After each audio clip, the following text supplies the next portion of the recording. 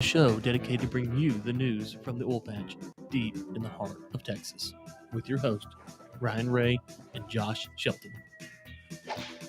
And we're back with the Texas Oil and Gas Podcast. We appreciate you tuning in to today's episode. This is episode 223. 223. I'm your host, Josh Shelton, my friend and co-host, Ryan Ray. Ryan, it's another Monday, another day with oil above 75. Heck, it's above 80 this morning. So, I mean, it keeps climbing, and by the looks of it, it's going to keep moving. Brent's up at 84.86 as we are speaking right now. WTI 82.59. So interesting market right now, Ron. And Josh, we have a little news here. We've launched a little company to do some work. We are, man. So I'm actually excited about that. So are we prepared to? I don't know if we can say the name because we got we Yeah. filed this morning with the Secretary of State. So assuming there's no hiccups on that end, Josh and I just launched a property management firm, and so obviously we're happy to work with any of our oil and gas folks out there who need some property management. But we are excited to get into that space, and property management is just the first step in some of the stuff that we have going on with that. So excited to see that. So we have a guest on this week, Josh. As you mentioned, we're above $80, man. It's crazy. It's crazy. And it's good times, right? Yeah, but speaking of property management, right? I saw a article out in Midland that the 2 bedrooms averaged over $900 a month. 2 bedroom apartment averaged over $900 in Midland. House prices were averaging over $370. I saw that on the Midland Report. No, Ain't bad. It ain't fun if you're the tenant, though. I mean, that's those prices are pretty steep.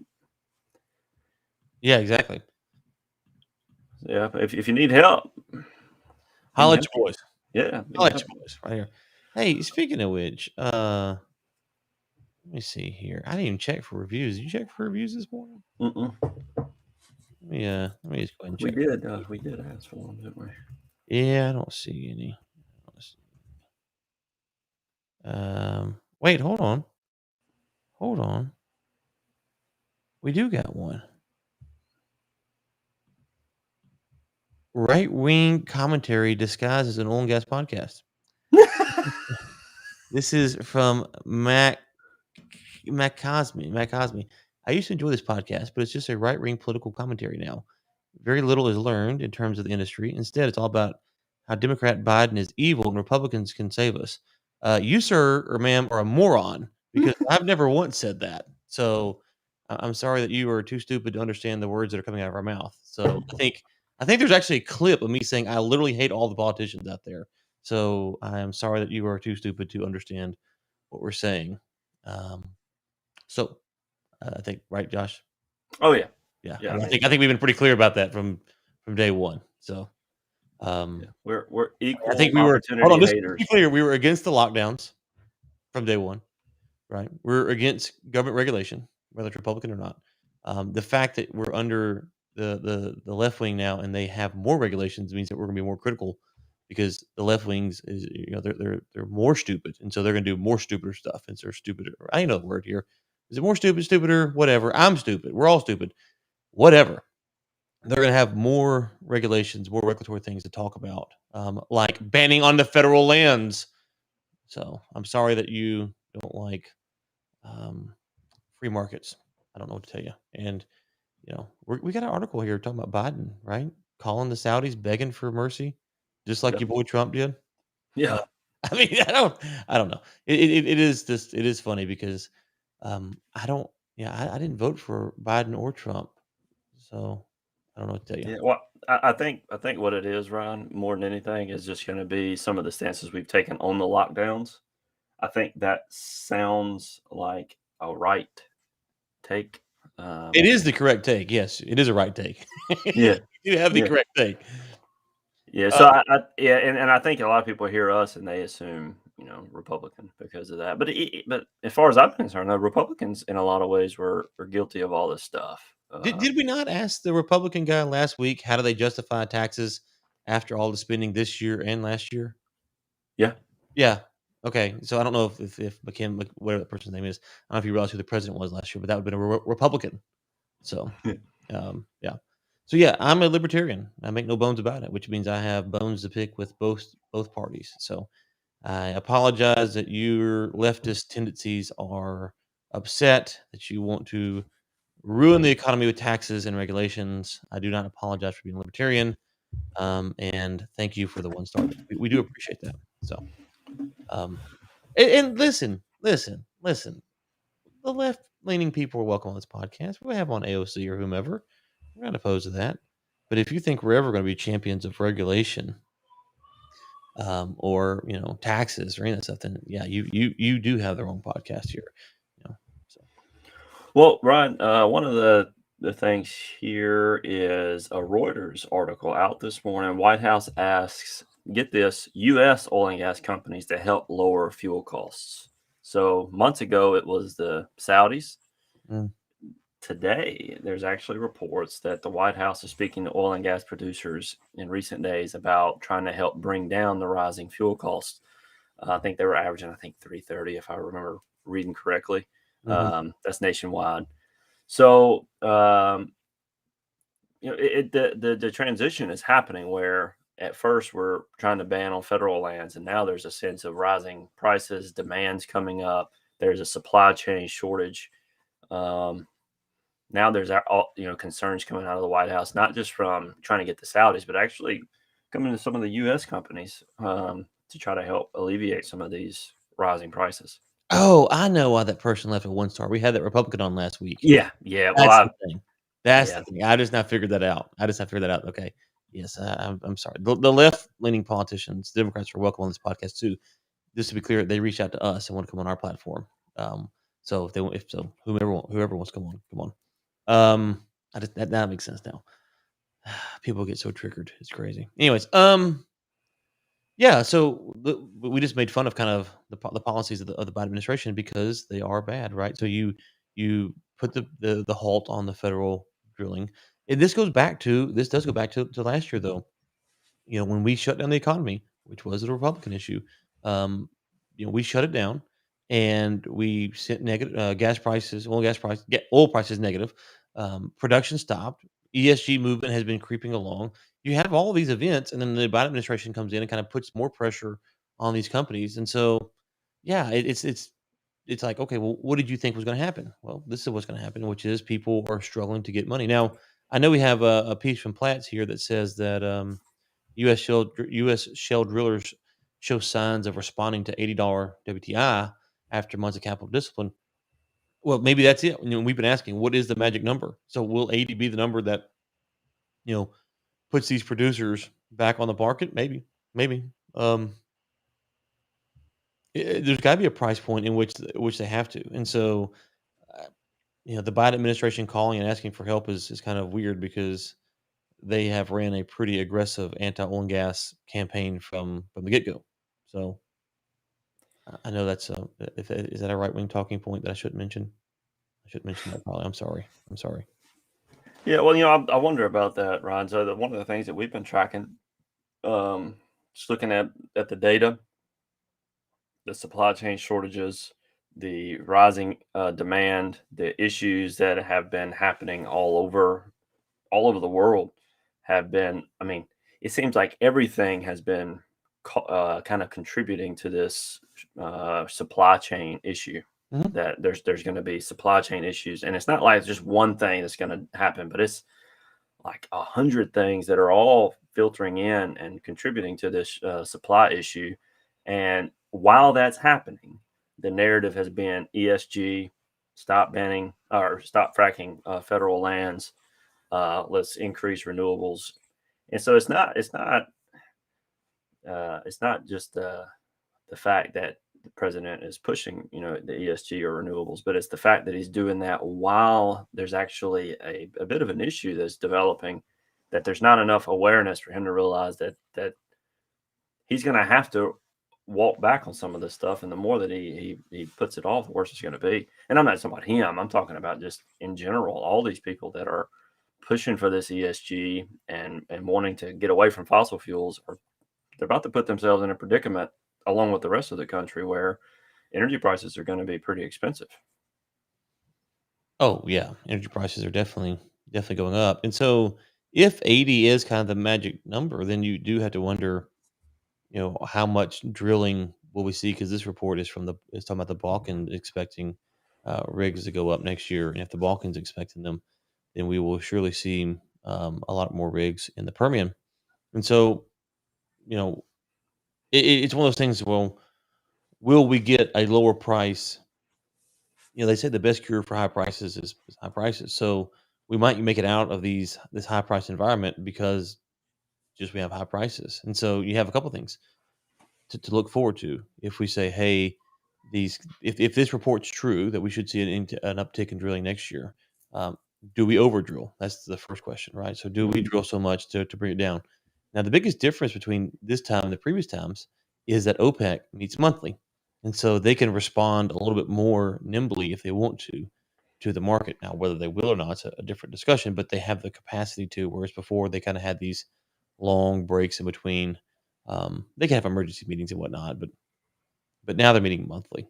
So that's the first thing. So will we overdrill, and how will OPEC respond to our uptick in drilling if it happens? And then beyond that is, does the economy keep moving forward to keep the demand high? Right. So if you have some kind of economic setback or recession or whatever going into 2022, then you could see demand fall off. So the prices are good for U.S. producers. We do need to see an uptick in drilling. What we don't want to see is the prices go from 80 to 45 because we've over drilled this thing, or OPEC opens up the faucets, which is debatable how much they can turn on. So I think that's kind of to watch now. That's part of the question too, Ryan, is that there's not enough capital. I mean, can U.S. producers? I mean, sure they have the acreage and the technology, but I mean, can they just from a capital side drill that much? I mean, or would they be able to fill in that without something? Which I guess these $80 prices would probably alleviate that. There should be capital that would come in, but I still feel like these investors are. I mean, like you say, what if in 2 weeks the price is back down to 65 because they over drilled it? These investors are probably like nervous to invest that kind of money.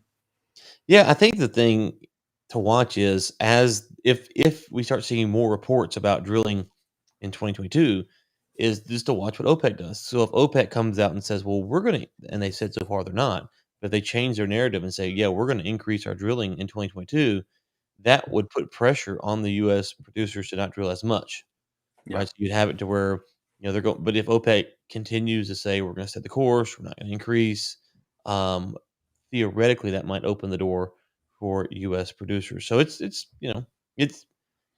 it's not a clear path, because there are a lot of factors that are still involved. The price is good. The price has stayed high. We've wondered when it would happen, and it seems right now with the White House kind of changing messaging, asking the U.S. producers for help. They've asked OPEC for help, and you're starting to see people say that, okay, over 80, now things are going to turn around. Maybe it does happen. It's not going to happen the rest of this year, but maybe it does happen going into next year. And so that's a good sign. And then you kind of take that and say, okay, well, if the price comes, if it does work out that way, that means the price would come down. Theoretically, energy prices could come down next year because of the increase in U.S. drilling.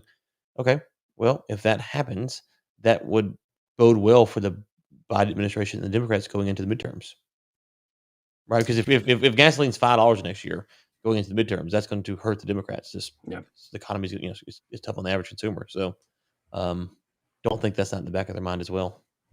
So Ryan, it makes me question. So this next article that we got, it kind of ties into what we're talking about now. So White House is revising climate spending plans after Manchin objects. So those who don't follow politics very much, Manchin is a Democrat that was one of the only ones that would kind of vote right in certain instances, like vote Republican. Now he's very much a Democrat, but he's more of a centrist, and he is coal rich West Virginia. He supports energy, I say energy. He supports, oil and gas, coal. Mhm. And anyway, they're trying to get this this Build Back Better plan, like 3 trillion or something, that they're trying to get through. And in that plan, there was a lot of talk about the agenda to replace coal and gas power plants with wind, solar, and nuclear. And Manchin has been objecting to that, and so the discussion now is that they're going to actually remove some of that from the plan to try to get it through. So, which makes me wonder, Ron, if that's coming at a time. Do you think it's just Manchin, or do you think this agenda is likely to cause more of a problem? So they're taking it out because we need to fix these gas prices, or is it just Manchin, or is it just coincidence that that's happening at the same time? Well, I mean, if oil was at 45 and natural gas was at, $1.25, getting that kind of stuff passed is a lot easier. Mm-hmm. Oil at plus 80 and natural gas plus 5, it's hard to get that stuff passed because people, they're feeling it at the pumps. They're feeling it in their heating bills. They're feeling it everywhere they go. And so, yeah, I think that's just as much a part of it as anything else. And then the other thing is, when these bills, there's always talk of all the stuff they're going to add, and they change it and they take it out and they add something different. So, how much of that is just posturing for the base is you never do know, right? So, you could put something in there and know that Senator Shelton is going to oppose it, and when he does, you pull it out. Okay, well, you knew that he was going to oppose it the whole time, and so, but you put it in there, and you could blame it on Senator Shelton. So, Yeah. how much of that's at play as well? It's Yeah. it's always hard to read on that. Yeah, there's so many different angles that it could go. But it makes me wonder if some of the administration is starting to want to backpedal a little bit on this ESG to kind of say, well, we're running into a situation where getting energy prices more affordable is more critical than pushing this ESG. Not to say that ESG won't still be important, but they might have to prioritize getting energy prices down first, at least from an optics standpoint. Just so it looks like they're making an effort. Because it's one thing if they're just ignoring it, but as long as they're trying, I think that there could be some sympathy with their base. Yeah, All right. and yeah, I agree. And then the best way to fix all this stuff is, again, just to let the market work itself out. And the more pressure the administration puts on our industry, the harder it's going to be to get for capital. It's already hard enough because of these ESG factors that you mentioned. But hey, you're coming through there. But aside from that, it's when you have the politicians saying that they're going to regulate, it makes it tougher. Yeah, it does. Yeah, it does. And I wonder. I wonder as this starts to develop if the politicians are going to. I wonder how they're gonna. I wonder how they're gonna play these angles, because you have these companies like Shell who have been basically divesting a lot of their fossil fuels or fossil fuel sources. They've been divesting. A lot of companies have been moving away from that. I wonder if they've moved away from it just as it's become actually very profitable. Like I say, just as it's transitioned back into a very profitable stage.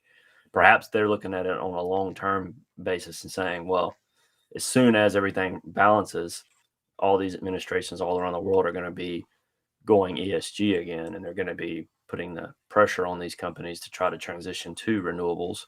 So from a long-term perspective, they may be happy that they made these decisions, but it makes me wonder if some of these companies are starting to doubt it, because I don't think they foresaw $80 oil, right now.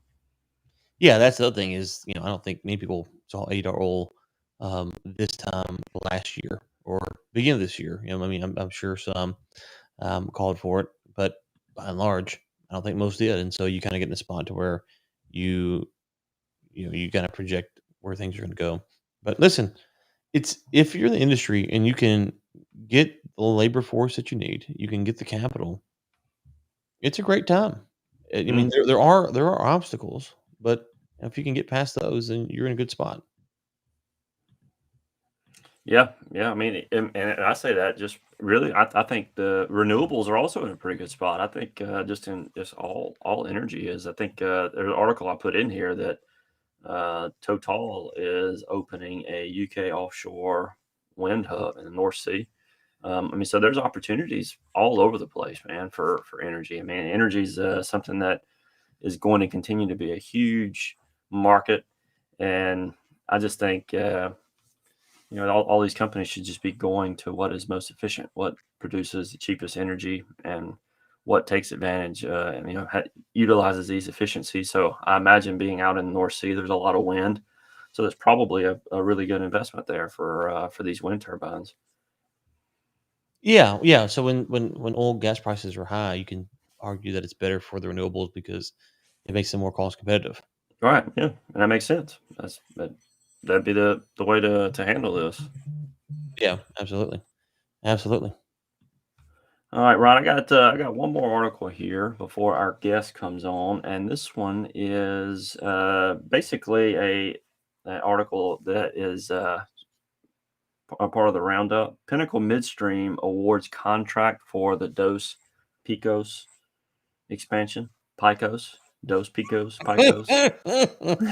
I love reading some of these articles and like, okay, he's gonna butcher this one. So Yeah, so so we're seeing some midstream projects starting to open back up. Now that's exciting, man. I know the midstream has been in a pretty tough situation here for a little while, so I'm happy to see that. That's exciting news to see some projects coming back on. Hopefully that keeps moving along as well.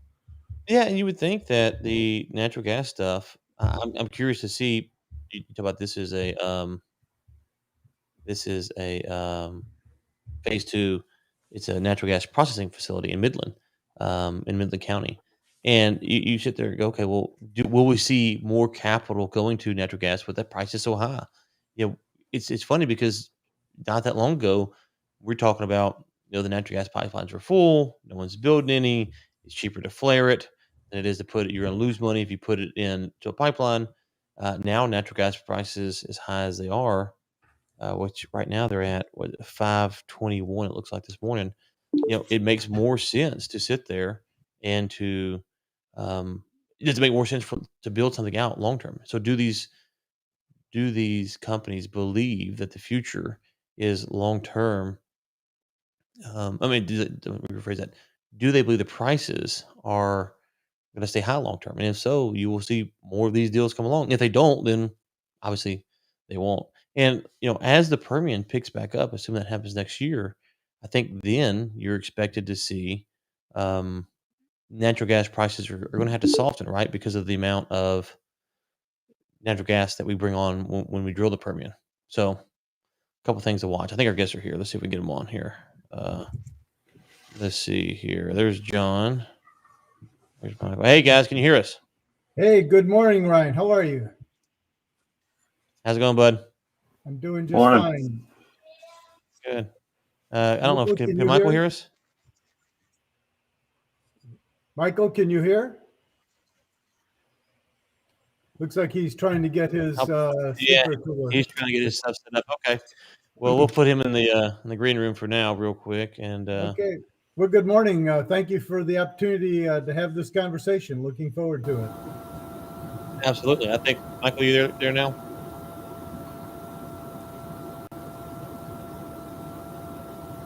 Well, I'll go ahead and make a little bit of introduction while he's trying to get on. So, first of all, our position is that we think the industry has really been good at taking a leadership position in looking at the environment for decades.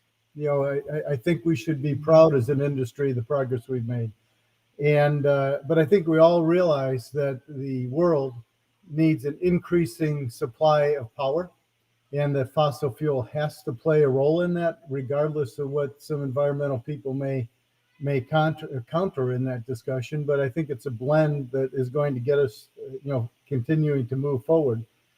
And we've developed a process that allows us to significantly increase the production of oil from traditional fields and depleted fields. At the same time, allowing us to generate electricity at utility scale levels, and allowing us to do it in a carbon neutral position. And it's a process. It's not one of the individual technologies, but it's the process that really allows us to deliver those kinds of results. And it's a little unique in the industry, to be able to provide carbon neutral electricity in large quantities using fossil fuel as a basis. It's a category that really doesn't exist today. I know people have made a number of claims in those regards, but we've tried to play a little bit in the background to acquire the fields, and we're acquiring the funding to actually implement and demonstrate these both in the U.S. and offshore. So okay. I think that's the premise that we kind of led you towards. Yeah, absolutely. Michael, when you can hear us, just give us a thumbs up. I don't know if you can hear us or not. We'll bring you on here. Okay, you can hear us. Okay. We'll bring it. I'm going to keep you muted, Michael, because there's a lot of background noise on your microphone, but I'll bring you on here in just a second. So we talk about carbon neutral. Josh and I were talking about ESG and the pressure on U.S. producers. And part of the thing is the carbon footprint. And so we hear carbon neutral a lot. When you guys say that, what does that mean? Well, during the process of producing the oil and the electricity, you generate carbon, okay, mostly from the emissions. We basically, to oversimplify our process, we either sequester all the carbon that we create or we consume it. And consuming it can be the largest percentage of the carbon that's created. Consuming it by using it in agricultural purposes, frankly. If you install vertical grow houses and you insert or diffuse the carbon that you're generating from the power generation, which is most of the emissions, into that grow house in calculated amounts depending on the crop and the growing cycle, you can consume the excess carbon that you're not able to sequester in the oil reservoir to provide the miscibility and the CO2 flooding that you get the benefits out of in the oil production. So that's how we achieve net zero. Now it's a process. You have to have the adequate size of the greenhouses to match up to the amount of carbon that you're going to be producing of the CO2. But remember, CO2 is a natural crop stimulant. You'll get incrementally more crop growth when you stimulate with CO2. Today, people are trying to do it by a pipeline or bringing in, bulk CO2, which is expensive. We're generating it on site by scrubbing it out of the emissions from the power generation. That's a very much oversimplified calculation. Sure. And did I hear you say, Michael? I'll jump in a second. Did I hear you say that you're putting it in greenhouses? Is that correct? That is part of the process. We're extracting oil in incremental amounts through our patented process. We're generating electricity. Siemens has vetted both our oil extraction technology, all the surface equipment, and will warranty and guarantee it. And then we will generate electricity through either portable or traditional turbine generators. Take all of that emissions, which is mostly CO2, some nitrogen, which we also use for crop stimulation. And it's the combination of the power generation, the oil extraction, and the grow houses. Now we can use that excess electricity for a lot of other purposes, including industrial complexes, because it's very cheap electricity. You can use it for data centers or Bitcoin miners, whatever the economics of that local condition produce or provide. We can put the electricity back onto the grid, and that's appropriate in some conditions or some locations, but it's not a requirement. We will consume the electricity we generate, and we'll consume or sequester the CO2 that we create. I'd like to take that up another 10,000 feet. You got your microphone working. Great. Yeah, I got it. Michael is the founder and the inventor, so he is very much in tune to the technology. So Michael, go ahead. Yeah, I'd like to take it up another 20,000 feet and take a higher view of it so you get a simplified explanation. When we looked at extraction of oil, we noticed that all of the industry was what I call well-centric, which means that if a well took up enough oil at the prices of the marketplace and it was beneficial, they would drill the well, and if it didn't, they wouldn't drill the well. Well, in 2013, we looked at the fundamentals of using heat and other things, and we looked at the business, and we didn't even know how to spell oil. But in a strong sense, that allowed us to look at the problem without the boundary conditions of thinking. We call that in the box. So we were way out of the box. So we said, how can we extract volumetric oil from a reservoir? Okay, so we designed a process where we integrate legacy systems and some of our new technology into a matrix of horizontal wells that allow us to manage the movement of oil from the volumetric reservoir to the production wells. And when we do that, we create 2 to 4 times the extraction rate. Okay, so then we said, okay, now let's look at that. Now we need to generate heat. Well, how do you generate heat? Well, a lot of people generate heat today by burning diesel fuel in boilers. So we said, why would we do that? We have a supply of hydrocarbons which we can burn, and those hydrocarbons can generate electricity. So why would we buy diesel fuel to create heat when we can generate electricity and use the heat of the exhaust to heat the brine and re-inject that brine with re-injecting the CO2 to heat the reservoir to change the viscosity to manage flow? Then we said, okay, we're getting this heat from the exhaust of the generation of electricity, which means we're not paying for fuel, we're actually generating profits from generating heat. And that exhaust contains bad gases, it contains CO2, and it contains nitrogen. So we separate the exhaust after we use its heat, and then we use as much nitrogen and CO2 to stimulate crop growth in greenhouses, our own thermally designed greenhouses, which, as John said, creates a tremendous amount of CO2. One 256 megawatt plant with our absorption and sequestration does more than 13 million trees. You know how they grow trees? Well, trees absorb 48 pounds of CO2 a year, a mature tree.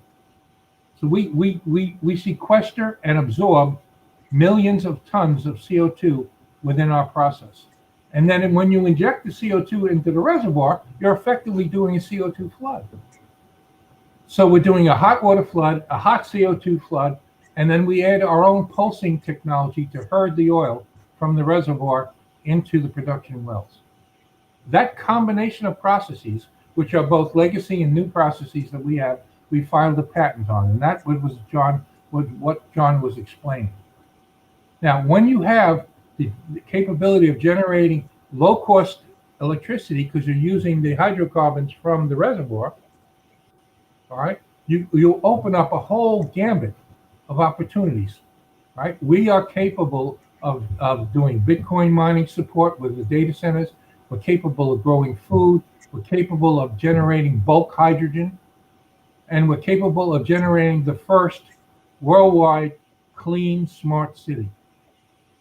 And that's what John is talking about in our opportunities. And what we're doing is not only we provide a fundamental process to establish those business opportunities, and we're looking for strategic partners to participate with us, because we don't want to build houses. We want somebody else to develop houses with our low-cost electricity, our low-cost hydrogen instead of natural gas, etc., to make a clean, smart city. So we can turn an oil field into an oil field with independent power production, with growing food, with inexpensive and cool data centers, and with the opportunity to generate a clean, smart city. And that's our fundamental positioning as a company.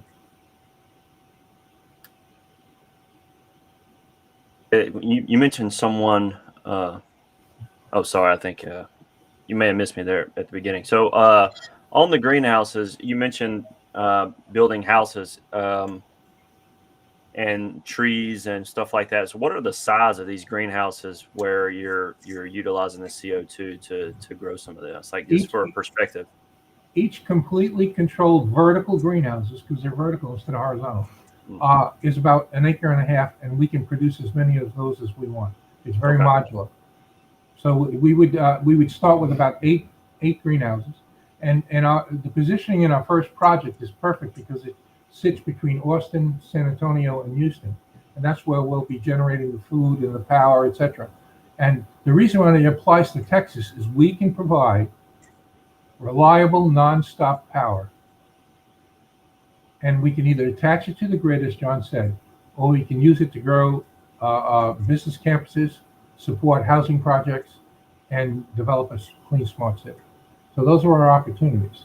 And our first project is in Texas, and we can change the reliability so that a polar vortex would never impact our ability to supply power, because we have a non-stop patent design of power. One more question there. So with the process right now of extracting the oil and utilizing technologies and processes to generate electricity, does this make generating the oil per barrel more expensive? So how does this affect the margins just from a oil producer standpoint? So how much does it cost to produce 1 barrel of oil without capturing the CO2? So just from a perspective, I'm sure there's going to be more costs. I think obviously there's also more benefits and more things you can get on the back end. But just from a perspective of an oilman that's looking at cost per barrel, how do these processes affect that? Our fully loaded cost per barrel without generation of electricity, because I'm not putting the electricity capital in, is less than $12. Okay. Because of the volumetric extraction of the oil. So as the oil price goes up, as you see it happening, and I don't see it going down, I predicted $85 by the end of the year. I'm now predicting approaching $100 by the end of the year. If you look at the oil dynamics and the supply dynamics, supply-demand dynamics, and it's only going to go up. And if you look at the rig counts that are out there now, we're not drilling enough new wells to maintain our production levels in the United States. The point that I don't want you to miss there, and it's really kind of subtle, and we can go into a field-specific analysis at a different time, but even though the upfront capital dollar amount may be slightly higher, because we're treating the entire reservoir, not a well-centric approach, the amount of oil per invested dollar of capital is much higher because we're extracting such an additional amount. So the actual amount, which is an unusual issue, frankly, is that the amount of cost per barrel actually goes down. So our extraction rate, our lift rates are really quite attractive. Okay, so help me out here. I'm not a smart fella, as our listeners well know. When I hear greenhouses, I was told growing up greenhouse gases are the problem. And so you guys are saying, hey, we're net zero, and yet you have greenhouses. And so what am I missing there? Okay. Greenhouse gassing is an acronym for carbon-based emissions. So the word greenhouse, when you grow things, is different than a greenhouse gas. They call it greenhouse gases because you're emitting CO2 into the atmosphere. And that CO2 has carbon. All right, so they call it greenhouse gases. But the greenhouse gases has nothing to do with growing food in greenhouses. It's just an acronym. Ryan, actually a greenhouse in the growing process will take CO2, and during the photosynthesis process of growing a plant, turn that CO2 into oxygen. So it's the same process that trees go through that Michael was talking to. The photosynthesis absorbs naturally CO2 and converts it into oxygen, putting it into a confined, controlled condition of a greenhouse. You're concentrating that CO2 in there and getting massive amounts of oxygen, which everybody wants. You can emit as much oxygen as you want. Nobody's going to complain. All right, and here's another point I'd like to make. If you look at the EIA forecast, you'll see that both oil and gas, we're going to have to, by 2050, we're going to have to increase the volume by 30%. Right? So you're increasing renewables, but you also have to increase oil and gas, right, in order to meet the energy needs of the world. All right, so that we have to find a way, and we have found a way, and we can do net zero now. We have to find a way of using fossil fuels, both oil and gas, to generate clean electricity in order to plug the gap, the energy gap, because renewables are not going to get there, and there's not going to be enough renewables to do our energy needs. And if you don't plug the energy gap, you're going to have brownouts, you're going to have problems, you're going to have huge inflationary issues, because as you increase the price of energy, you increase the cost of living for every man and every woman in the United States. And we see the cost of living, every time we go to a gas pump and we fill up our car. Look what's happening right now today, right? The gas prices are zooming because the supply of oil and the energy is not there. Okay. So the price of energy will increase inflation and increase the cost of living for everybody in the United States. You had another question, Ryan. Yeah. Do you guys have to scrub this carbon before you put it into the greenhouse to put a big plant, or can it come straight out? That's something I've often wondered about. Is as you say, you can feed this to the plants, but does it have to be cleaned, or can it go straight there? No, the exhaust that comes out of goes through what we call a naming or separation process, where we separate the CO2 and the nitrogen from the bad gases, and all the bad gases and whatever CO2 we don't use in the greenhouses go back into the ground. The nitrogen is used to stimulate growth and released into the air. So you extract it, you separate it, you pump what you have into the greenhouse, and the rest goes back into the ground for well stimulation. All right. Now, depending on the crop, listen to this. This is interesting. We're going to be in the food business as well, because depending on the crop, we will increase the production levels of the crop by 30 to 60% by having a completely controlled environment where you feed the crop the proper levels of CO2 during its growth cycle and the proper levels of nitrogen.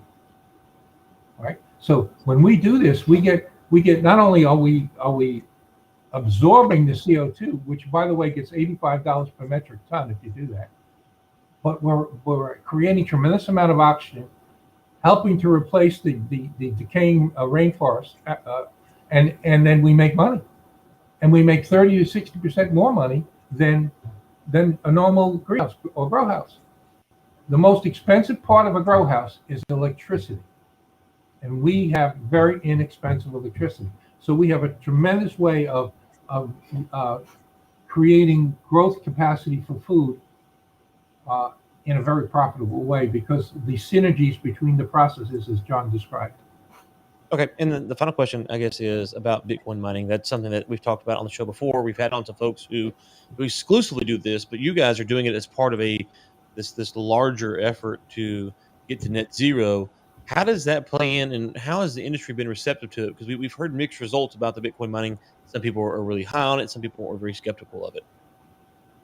Well, the beauty of our process is that Siemens and other people have vetted it. Right. The other beauty of our process is that we are combining separate processes that have never been combined before to solve a problem, like food. Effectively growing food. That was never thought of bringing that into the fossil fuel process. So we're taking stuff that has never been in the fossil fuel process, and we're combining these processes with intellectual property that's patented into the way of getting net zero now. Okay, Ryan, you hit on a key issue that we deal with all the time, and it's a good challenge. And that is, most industries, whether it's traditional oil and gas, electricity, or even the Bitcoin mining, they think of it in kind of a closed loop, only that particular area. We're combining a number of different issues to get the kind of net results that we're looking for. The Bitcoin industry today is the reason why it's being talked about so much is they're moving a lot of the miners, the traditional Bitcoin data centers, out of China.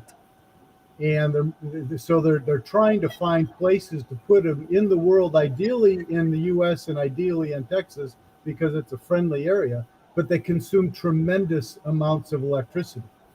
And those amounts of electricity have pretty much been dictated financially, at about $30 a kilowatt hour for the power, which in today's gas market for a traditional electricity generation is almost impossible to produce.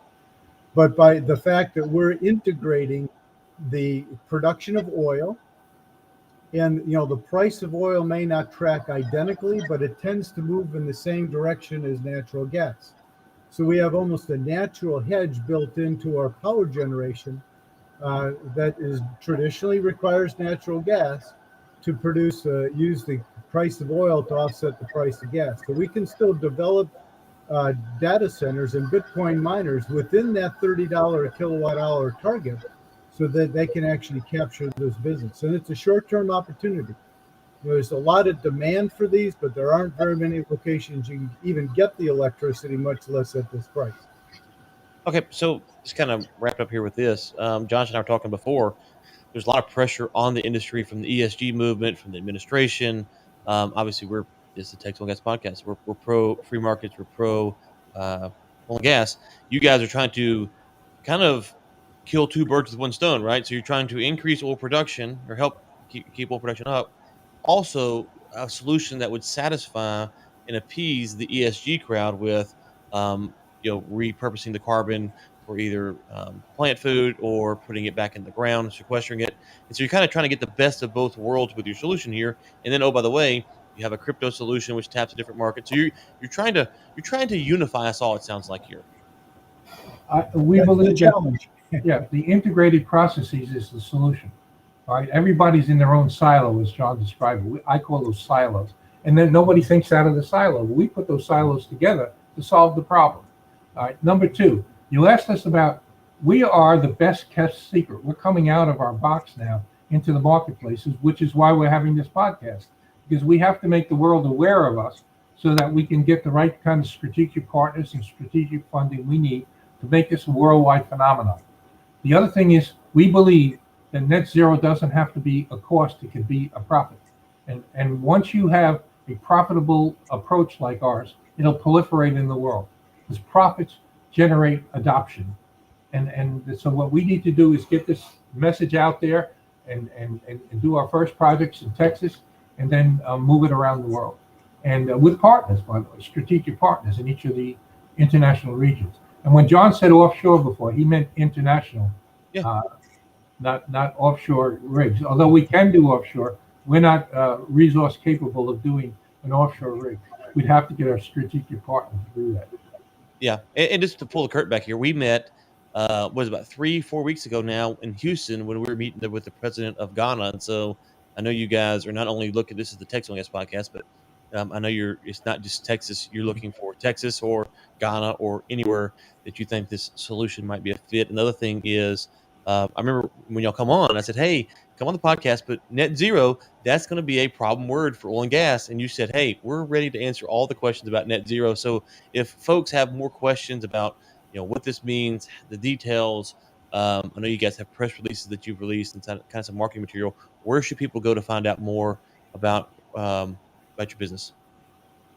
They should go to our website, www.gtherm.net. Okay. And not only will you see our oil and gas stuff, you'll see all the other things that we've done with our portfolio of technology. Awesome. Okay, well, we will link to that in the show notes so people can go check out your website. Gentlemen, it was great to get you on and curious to see where this goes. It sounds, I like the collaborative nature of it, because if you can do what you guys are proposing, everything that you're doing is a net positive, right? So growing more plants is a net positive. Reducing energy costs is a net positive.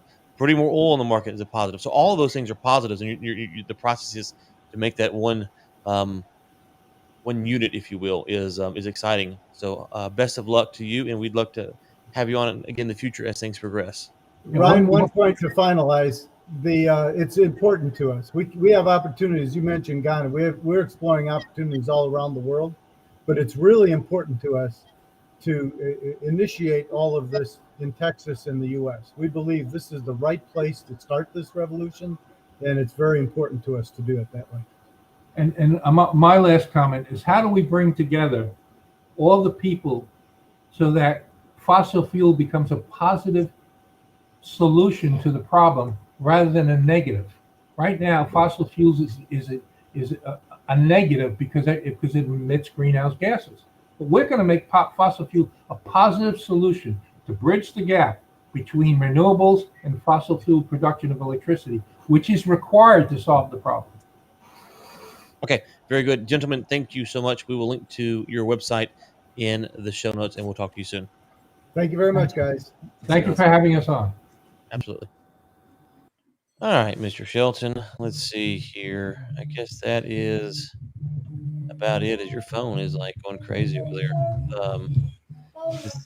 Let's see here. So look, we started off being criticized by being a right-wing talking show, and then here we bring on the solution that all the left listeners are dying for, which is the ESG crowd, right? We're bringing folks together.